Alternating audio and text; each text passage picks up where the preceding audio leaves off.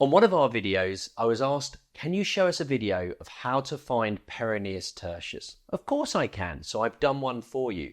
Now remember, most of us have a Peroneus Tertius, but not everybody, but you must look for it in all of your patients. Here's how to find it.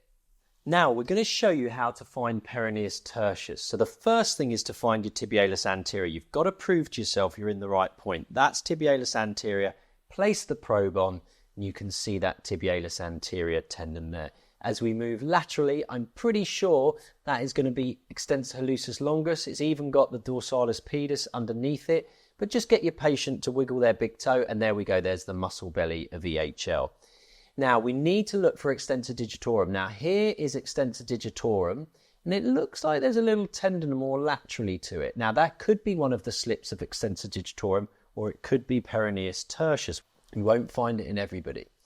If we follow extensor digitorum down distally, then what we will see is it splits into 1, 2, 3, 4 tendons. Okay, I'm using a hockey stick probe. You can do this with the linear probe, which means there is a fifth tendon. It's over here, and that is very likely to be Peroneus Tertius. So let's have a look at that.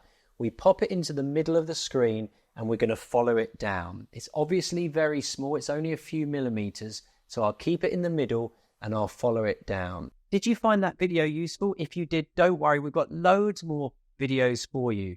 You can like our videos. You can make a comment. You can subscribe to our channel to get all of our new videos. And you can even join our membership.